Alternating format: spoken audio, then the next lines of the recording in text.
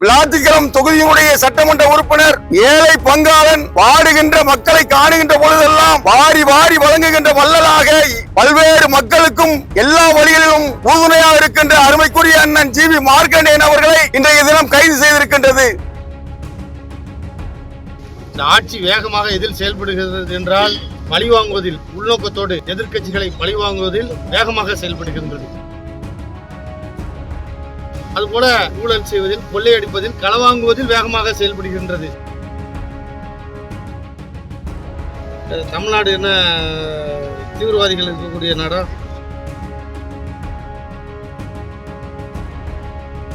இந்த அரசு சுதந்திரத்தை பறிக்கப்படுகிறது. இது இவங்க தான் செய்யறாங்களா இல்ல மேல இருந்து யாரும் சொல்லி வேற ஒரு கோப்போட இதை பண்றாங்களான்னு தெரியல. இல்ல இது வேற உள்நோக்கம் இருக்காது. நாங்கள் ஒரு சட்டமன்ற உறுப்பினர், அது கூட ஜனநாயக நாட்டில் அனுமதி கிடையாது.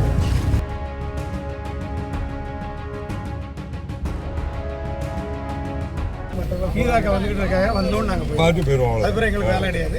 போயிருந்தா நீங்கள் உங்கள் வேலையை நாங்கள் எல்லாம் சேர்த்து போயிட்டோம். நீங்கள் அப்படியே வந்து பார்த்துட்டு தானே இருக்கீங்க.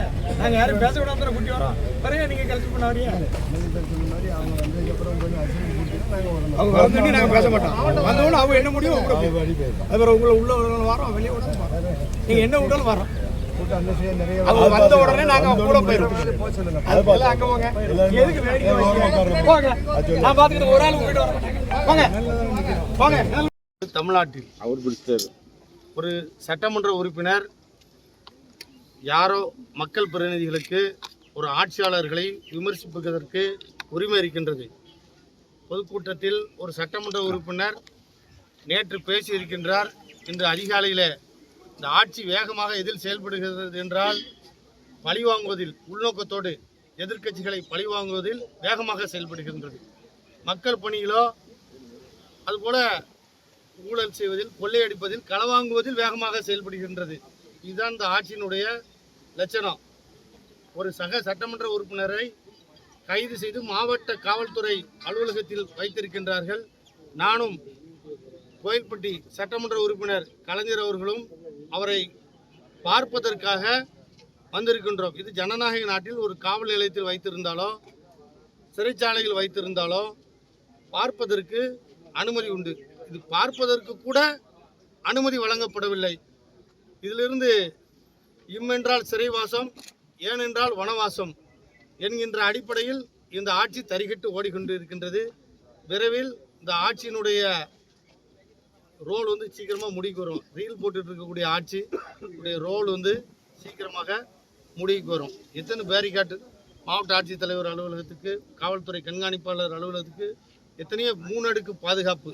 இங்கே என்ன தமிழ்நாடு என்ன தீவிரவாதிகள் இருக்கக்கூடிய நாடா? ஜனநாயக நாடை காட்டாட்சி நடத்தி கொண்டு இருக்கின்றார்கள். இந்த காட்டாட்சி விரைவில் முற்றுப்புள்ளி வைக்கப்படும். சார், இப்போ நீங்கள் உள்ளே போகணும்னு சொல்லும்போது அவங்க என்ன பதில் சொல்கிறாங்க? உங்களை என்ன காரணம் சொல்லி உங்களை உள்ள விட மாட்டாங்க? ஒரு காரணம் இல்லை, அனுமதி இல்லைங்க. நாங்கள் சக சட்டமன்ற உறுப்பினர் அவரை சந்திப்பதற்காக வந்திருக்கின்றோம். எங்களை அனுமதிகள்லாம் சொன்னோம். நாங்கள் மட்டும் தான் போகிறோம். நாங்கள் 10 பேரை கூட்டுட்டு போகிறோம்னு நாங்கள் சொல்லுவோம். எல்லா அதிகாரி சொல்ல மேலே இருந்தாங்க. என்ன மேலிடம் சொல்லி தெரியல. நிச்சயமா யாரும் அவரை மன ரீதியாக காயப்படுத்த வேண்டும்.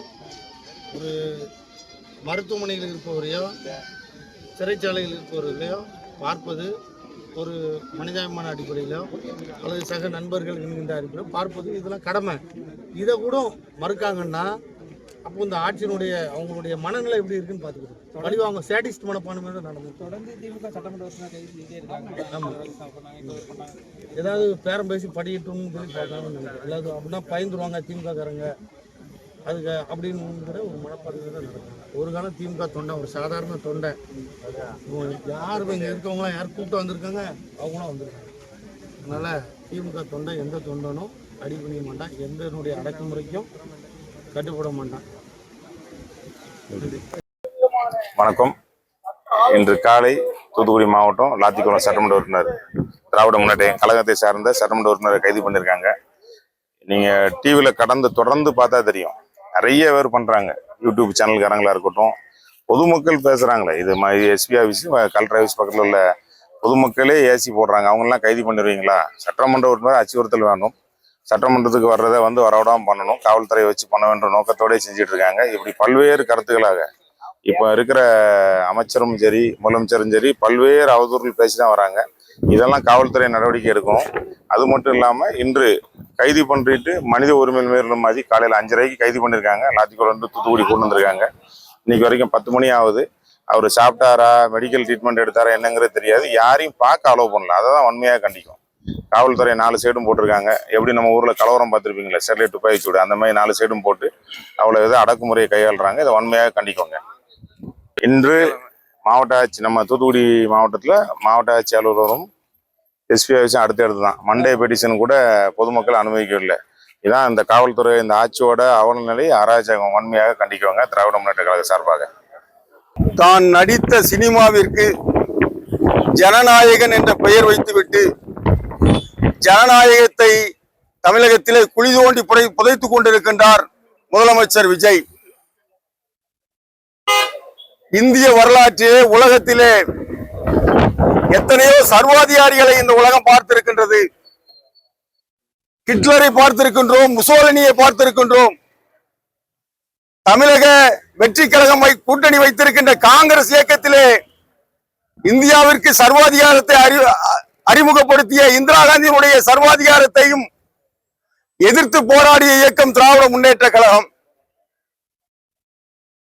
விஜய் அரசு நீ நான் என்று சொன்னதற்காக கடந்த வாரத்திலே மாண்புமிகு அண்ணாச்சி அனிதா ராதாகிருஷ்ணன் அவர்களை கைது செய்து நீதிமன்றத்திலே மூக்கை உடைத்துக் கொண்டது. அதே போன்று விளாத்திக்குளம் தொகுதியினுடைய சட்டமன்ற உறுப்பினர் ஏழை பங்காளன் பாடுகின்ற மக்களை காணுகின்ற பொழுதெல்லாம் வாரி வாரி வழங்குகின்ற வள்ளலாக பல்வேறு மக்களுக்கும் எல்லா வழிகளிலும் உறுதுணையாக இருக்கின்ற அருமைக்குரிய அண்ணன் ஜிவி மார்க்கண்டேயன் அவர்களை இன்றைய தினம் கைது செய்திருக்கின்றது. கொடுங்கோன்மையை கட்டவிழ்த்துவிட்டு சர்வாதிகாரத்தை தமிழகத்திலே நடைமுறைப்படுத்தி ஒரு கொடுங்கோன்மை ஆட்சியை இன்றைய தினம் முதலமைச்சர் விஜய் நடத்திக் கொண்டிருக்கின்றார். தமிழகத்திலே மீண்டும் கலப்பினர்கள் ஆட்சி காலம் தொடங்கி இருக்கின்றது.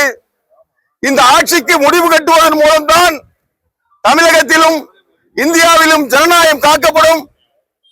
இன்றைய தினம் தூத்துக்குடி மாவட்ட காவல்துறை அலுவலகத்திலே ஏதோ ராணுவ முகாமிற்கு செல்வதை போன்று ஆங்காங்கே மறித்து வைத்து பொதுமக்களை கூட மாவட்ட ஆட்சியர் அலுவலகத்திற்கு வர முடியாத அளவிற்கு ஒரு வன்முறையை அடக்குமுறையை தமிழக காவல்துறை இன்றைய தினம் நடைமுறைப்படுத்திக் கொண்டிருக்கின்றது. இதை வன்மையாக கண்டிக்கின்றோம். தமிழகத்திலே பேச்சுரிமை இல்லை, மக்கள் நிம்மதியாக சுதந்திரமாக வாழ்வதற்கு வழி இல்லை. இந்த நிலையை மாற்றுவதற்கு சர்வாதிகாரி முதலமைச்சர் விஜய் இந்த தமிழகத்திலிருந்து அரசியலிருந்து ஒதுங்க வேண்டும், விலக்க வேண்டும் என்கின்ற எண்ணத்தை தமிழக மக்கள் ஏற்றிருக்கின்றார்கள் என்று சொல்லி அன்றைய தினம் அனிதா ராதாகிருஷ்ணன் அவர்களை கைது செய்ய போன்று அடக்குமுறையை அவிழ்த்து விட்டிருக்கின்ற இந்த அரசு அண்ணன் ஜிவி மார்க்கண்டேயன் அவர்களை உடனடியாக விடுதலை செய்ய வேண்டும் என்று கழகத்தின் சார்பில் அன்போடு கேட்டுக்கொள்கிறோம். முள்ளக்காடு செல்வகுமார், தூத்துக்குடி தெற்கு மாவட்ட திராவிட முன்னேற்ற கழக வழக்கறிஞர் அமைப்பாளர்.